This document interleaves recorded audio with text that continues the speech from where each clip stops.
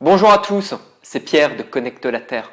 Aujourd'hui, je vais vous parler d'un livre que j'ai lu et dévoré la semaine dernière et que j'ai pu mettre en pratique directement. Ce livre, c'est La magie du changement de Marie Kondo. Marie Kondo est une auteure japonaise qui a la trentaine et qui, depuis l'âge de ses 5 ans, s'est intéressée à l'art du rangement, comment ranger, comment jeter les choses, comment trier sans que le bordel revienne par la suite, ce qui est peut-être et certainement le plus difficile. Alors, pourquoi jeter, pourquoi conserver? Déjà, pourquoi est-ce qu'on garde? Pour deux raisons. La première, c'est le passé. La deuxième, c'est le futur. En tout cas, aucune de ces raisons n'a un lien avec votre vie actuelle, présente. Le passé, eh bien, on garde pour des raisons affectives. On garde des souvenirs, on garde des cadeaux, on garde des choses qui représentent une charge émotionnelle à un moment donné dans notre vie et que lorsqu'on les revoit, nous remémore ces bons souvenirs. Mais on garde aussi pour des raisons de prévoyance, le futur. On se dit, et si telle chose me servait, s'il m'arrive cette chose-là? Et si j'en avais besoin quand telle personne va venir? Et si, et si, et si, et si. Donc on se projette dans l'avenir et on garde des choses qui ne nous garderont certainement pas du tout. Voilà. On a donc des raisons affectives, émotionnelles. Ce qu'il faut savoir, c'est que notre société nous a appris à ne garder les objets que depuis 200 à 300 ans. Avant, ça ne se faisait pas du tout d'avoir autant de possessions, de biens matériels qu'on allait garder et adorer. Mais depuis 200-300 ans, on a commencé à accumuler les biens et à s'identifier à ces biens. Plus j'ai de choses, mieux je suis, mieux je me sens. Plus j'ai de choses et plus je vais trouver le bonheur dans ces choses. On recherche le bonheur, le bien-être dans les possessions et non plus en nous-mêmes ni dans les relations avec autrui. Et ça, c'est bien dommage. On a appris à adorer les choses, à aimer les choses et à utiliser les humains, à utiliser ses amis, à utiliser les autres, tandis qu'avant, on utilisait les choses et on aimait les autres.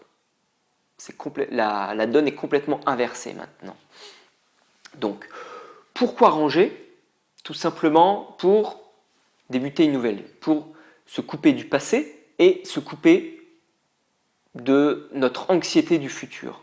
Vivre plus dans le moment présent, alléger, donc alléger son environnement immédiat, sa maison, son appartement, alléger son esprit, alléger sa vue, moins d'encombrement dans l'appartement, c'est une vision moins chargée lorsqu'on regarde l'ensemble. Alors, comment faire? Deux points aussi. Comment faire? La première, c'est jeter. La deuxième, c'est ranger. Alors, comment jeter? Il y a plein de méthodes. Cette fois-ci, on n'est pas là pour se dire garder tant de chemises, garder tant de slips, garder tant d'ustensiles de cuisine. Non, on va se baser complètement sur les émotions. Il n'y a que par les émotions que l'homme fonctionne. L'homme est très peu logique, il ne fonctionne que par les émotions. Même quand on pense fonctionner logiquement, c'est faux. Donc, la base, premier point, c'est de jeter. Marie Kondo nous explique comment ranger exactement. Donc, on ne va pas ranger par pièce, on va ranger par catégorie. Vous allez réunir au centre d'une pièce toutes les différentes catégories. Donc, on commence par les vêtements, puis on va passer aux livres, puis aux différents papiers.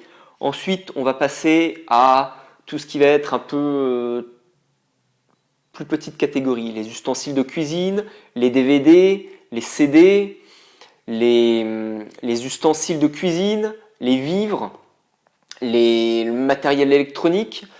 Ça peut être aussi vos serviettes, tout ce qui est dans la salle de bain, les médicaments, les produits de beauté, etc. Et on finit bien sûr par ce qui a une charge émotionnelle la plus importante, c'est-à-dire les photos, vos photos à vous, les photos de famille, vos photos de souvenirs, les cartes postales, les lettres d'anciennes copines ou de petits copains, les souvenirs, les cadeaux qu'on vous a offerts. Voilà, donc on va de ce qui a le moins de charge émotionnelle à ce qui en a le plus. Sinon, ça va être trop compliqué dès le début, il faut y aller très progressivement. Donc, c'est un exercice à faire le plus rapidement possible. Marie Kondo, avec ses clients, le fait sur une journée ou un peu plus, à poursuivre seul chez soi. Mais en tout cas, il faut vraiment rentrer dans le feu de l'action et évacuer tout ça le plus rapidement possible, plutôt que de faire 10 minutes un jour, 10 minutes une deuxième journée. Non, ça va être trop dur. Le bordel va s'accumuler chez vous et vous n'allez pas passer à l'action. Au contraire, ça va s'accumuler et votre motivation va diminuer. Donc, la clé pour sélectionner ce que vous allez garder ou jeter, c'est une simple question, c'est est-ce que cet objet me procure de la joie? Donc, une fois après avoir réuni tous ces différents objets, tous ces biens, vous allez les toucher un par un. Vous allez les prendre en main. Et à chaque objet, vous allez vous dire, est-ce que cet objet m'apporte de la joie? Est-ce que je l'utilise encore? Depuis quand je ne l'ai pas utilisé? Vous allez vous demander, est-ce qu'il vous apporte de la joie? C'est ça la question la plus importante. Qu'est-ce que vous ressentez ici? Pas là, non, ici, dans votre cœur. Est-ce que vous avez le sourire? Est-ce que vous avez la patate quand vous l'avez dans vos mains? Donc l'émotion, la joie. Tout ce que vous allez trier, tout va passer par cette question. C'est la seule question à vous poser. Donc ça peut paraître un peu difficile au début, mais finalement, plus vous allez le faire pour les objets, et plus ça va aller. Plus vous allez avoir de facilité à trier les objets. Pour les livres, par exemple, touchez juste la couverture, prenez-le en main, mais ne commencez pas à le lire, ne commencez pas à le feuilleter. Par exemple, pour les livres, Marie Kondo conseille de jeter tous ceux que vous n'avez pas encore lus. Tous ceux qui traînent là sur votre pile, sur la pile que vous avez ici, où c'est écrit à lire pour plus tard, et que vous accumulez, vous les mettez de côté, vous en achetez d'autres, et entre-temps vous ne les lisez pas. Tout cela, vous ne les lirez jamais. À un moment donné, vous auriez dû les lire, mais ce n'est pas fait. Et vous ne les lirez jamais parce que vous aurez d'autres préoccupations maintenant. Tout ce qui n'est pas lu doit être jeté. C'est pas facile, et pour ma part, je n'ai pas encore réussi à tous les jeter, mais j'en ai supprimé une bonne partie. Et d'ailleurs, je vous ferai un petit aperçu de tout ce que je dois jeter, justement, pour vous montrer qu'il y en a pas mal. Alors, qu'est-ce que ça apporte de se séparer de ces biens et de les ranger? Juste avant, je reviens en arrière, j'ai oublié de vous dire comment ranger. Je vais être un peu plus rapide là-dessus. Comment ranger? Elle explique dedans comment bien ranger les affaires, comment plier les choses, que chaque chose doit avoir une place. Tel objet doit être toujours au même endroit. Tel vêtement doit être toujours au même endroit. Tel autre objet toujours au même endroit. Et puisque chaque objet aura sa place, alors à ce moment-là, dès que vous y touchez, dès que vous le déplacez, vous devrez le remettre à cet endroit-là. C'est un peu son temple. Chaque objet a son temple, son endroit où il se sent bien. Et c'est ça qui est important, ça vous évite d'avoir le bazar, de déplacer les choses et qu'elles se réaccumulent par-ci, par-là. Donc, qu'est-ce que ça apporte? Eh bien, Marie, étonnamment, et ça m'a assez sidéré, mais je l'ai expérimenté pendant ma semaine de rangement, puisque moi, je l'ai fait pendant quelques heures chaque soir. C'était assez intense. Elle explique que les gens, en plus de vider, de se séparer pour certains de plus de 50% de leurs biens, ont changé complètement. Certains ont perdu du poids, d'autres ont changé de métier, ont gagné plus d'argent, ont boosté leur entreprise, certains se sont retrouvés, ils ont vraiment trouvé ce pourquoi ils étaient faits. D'autres ont même eu comme un jeûne, comme une phase de détoxination. Ils ont évacué, ils ont eu des phases de diarrhée très puissantes. Et comme si ces toxines environnementales nous polluaient intérieurement. Alors au début, c'est un petit peu difficile à croire, et de l'avoir expérimenté, j'en suis complètement convaincu. Pendant toute la semaine où j'ai fait mon rangement, personnellement, j'ai eu le nez qui coulait, j'ai éternué, j'étais pas bien. J'ai très peu dormi. J'étais pas du tout fatigué, mais j'ai eu un peu l'esprit embrumé. Je me sentais bien et en même temps un peu plus lourd. Et j'ai expérimenté un peu cette phase de détoxination dont je viens de vous parler. Assez bizarre. Et là, depuis 2 jours, maintenant que j'ai fini de ranger tout ça, je me suis aperçu que j'avais perdu 2 kilos cette semaine, juste d'avoir rangé, et que là, je faisais que de manger. J'avais besoin de me nourrir. J'avais eu besoin d'évacuer et de me remplir. Après, chacun aura son expérimentation, sa façon de vivre les choses, mais je pense qu'effectivement, le pouvoir de se séparer de toutes ces choses, de tous ces biens, aura une influence que vous ne soupçonnez même pas encore et que ça vaut le coup d'expérimenter tout ça. Donc des idées plus claires, peut-être parfois des modifications physiques. En tout cas, testez et je suis sûr que ça changera tout pour vous. Une seule critique à ce livre, puisque Marie Kondo nous dit de jeter les biens. Alors, effectivement, de jeter, ça a une facilité puisqu'on n'a pas à trier. On prend, on jette, on met à la poubelle. Et on s'en débarrasse surtout très vite. Ça évite que ça emplisse notre habitat pendant plusieurs jours.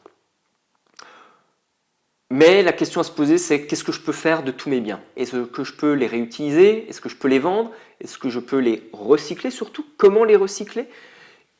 Et qu'est-ce que je peux réellement jeter? Alors bien sûr, on peut donner ses vêtements, on peut les revendre, on peut donner ses livres à des amis, à des bibliothèques, à des médiathèques, on peut les donner à ses voisins, on peut les revendre aussi. Les papiers, on peut les recycler aussi, en tout cas. Pour ma part, je vais jeter une partie à la déchetterie, au recyclage, et j'ai Emmaüs qui va venir d'ici quelques jours pour prendre tout ce que je ne peux pas recycler, et tout ce que je ne donnerai pas à Emmaüs, je vais essayer de le revendre, puisque certaines possessions peuvent vous rapporter quand même une petite compensation financière, ce qui, pour les grosses choses, est surtout intéressant. Pour les livres, pour les petits bibelots et tout ça, je ne vous conseille vraiment pas de les vendre. Ça serait une perte de temps pour vous, une perte de temps et d'argent, surtout de temps, mais c'est pas rentable du tout d'essayer de revendre les petits bibelots, à part si vous avez un vide-grenier d'ici dans quelques jours ou quelques semaines, mais même pendant ces quelques semaines, ça va encombrer tout votre espace. Donc vraiment, débarrassez-vous-en le plus vite possible. Alors, je vais vous donner une petite anecdote sur ce rangement, puisque dans sa méthode, Marie Kondo préconise de ne pas du tout en parler à son entourage, ne pas en parler à sa famille, ne pas en parler à ses amis, etc. Puisque vous allez être soumis aux critiques et on va vous dire « Mais non, garde ça, t'en auras peut-être besoin. T'en auras peut-être besoin s'il se passe ci, s'il se passe ça. » Ils vont vous ressortir tout le sketch que vous vous êtes fait vous-même dans votre tête et que vous avez essayé de vous débarrasser et on va vous juger. Personnellement, j'ai testé, j'ai posté juste sur mon profil Facebook 3 photos. 3 photos de pins, des pins, juste des pins, des petits objets rikiki qui dataient de mon époque où j'étais étudiant, donc qui ont plus de 10 ans maintenant. Et juste d'avoir posté ces photos, j'ai cru que c'était la fin du monde. Mais vraiment, hein, on m'a dit que... Qu'est-ce qu'on m'a dit ? On m'a dit que vraiment je me la pétais parce que je disais à tout le monde que je changeais, parce que je jetais des choses. On m'a dit que ça pouvait servir à d'autres. On m'a dit que je devais penser à mes futurs enfants parce que je pourrais leur montrer que ça me ferait plaisir. On m'a dit que c'était pas bien de les jeter parce que ça allait polluer. On m'a dit que d'autres, ça leur ferait certainement plaisir de les avoir. Mais surtout, on m'a dit que je me la pétais de changer. Voilà. En gros, on m'a dit, c'est pas bien de changer, arrête de renier ton passé. Mais non, mais... Waouh, c'est bon, j'ai déclaré un conflit en voulant jeter 3 pins. On rêve, non mais on rêve. Mais ça m'a bien fait rire, ça m'a appris plein de choses. Et effectivement, vous serez toujours critiqué dans ce que vous faites, mais surtout, c'est l'effet miroir. C'est la peur du changement des autres, ça les renvoie à leur propre peur. Donc, vraiment... Quand vous faites quelque chose, quand vous faites votre rangement, ne jetez rien. Ne Ne dites rien aux autres. Mais vraiment rien. Faites-le pour vous. Vraiment pour vous. C'est vous seul qui allez vivre dans cet endroit-là. Alors, pour finir, je vais simplement essayer de vous montrer ce que moi, je jette et qui traîne encore dans mon appartement. Alors, venez par là. Hop, hop, hop. Ici. Alors, ici, on a toute une pile de papier. Là, hop. Tout ça, c'est jeté. Ici, là, on a des bouteilles, des médicaments, des boîtes qui ne me servent plus à rien. Et on va aller par là. Hop, et là, derrière, voilà, ça, c'est tout ce que je jette. Alors, je crois qu'on ne voit pas bien. Je vais essayer de me lever un petit peu. Alors, ici, on a des livres. On a des sacs poubelles de plastique. On a ici, on arrive vers les vêtements, les boîtes à chaussures, encore des vêtements, des biens de cuisine, enfin bon, voilà, plein de choses. Et ici, on a encore une poubelle et encore une, voilà. Donc, et je ne vous montre pas, encore, je ne vous ai pas montré tout ce qui traîne dans mon entrée, puisque là-bas, j'ai mis des grosses choses, des gros objets, des cartons. Mais vraiment, il y en a, je pense qu'au niveau de la place, il y en a encore autant que ce que je vous ai montré là par terre. Allez, je vous remontre juste pour le plaisir. Hop là. Voilà. Et c'est beaucoup mieux rangé chez moi. Alors, ce que j'aimerais maintenant, c'est vous proposer un passage à l'action. Un passage à l'action très simple. Alors, vous pouvez très bien acheter le livre si ça vous en dit. Mais sinon, je vous demande juste de réfléchir à vos possessions, à ce que vous avez. Donc pour ça, commencez simplement par prendre un petit moment dans la journée et vous allez aller vous asseoir dans chaque pièce. Vous fermez les yeux, assis tranquillement, agréablement, pas de bruit, fermez les yeux et commencez à penser à tout ce que vous avez chez vous. Commencez à vous sentir entouré par tout ce que vous avez. Regardez-les, fermez les yeux, concentrez-vous. Comment est-ce que vous vous sentez au milieu de tout ça? Comment est-ce qu'il y a des choses qui ne vous servent plus à rien? Est-ce que vous êtes dans une pièce qui sert plutôt d'accumulation, de rangement, ou de bordel, hein, de bazar? Voilà, et faites ça pour chaque pièce. Puis, demandez-vous si ces différents objets vous servent encore à quelque chose. Pour quelles raisons vous les gardez? Qu'est-ce qu'ils vous apportent? Est-ce qu'ils vous servent à vous? Est-ce qu'ils vous servent à votre famille? Et qu'est-ce que vous allez faire maintenant? Demandez-vous ce que vous voulez faire de votre vie, de votre appartement, si vous pouvez vous débarrasser des choses. Voilà, ça c'est l'action de la semaine. On se retrouve dans une semaine pour une nouvelle vidéo sur un nouveau sujet. Et n'oubliez pas, hop, par ici, la magie du rangement de Marie Kondo. Yes! Allez! Action, réaction, à bientôt, salut!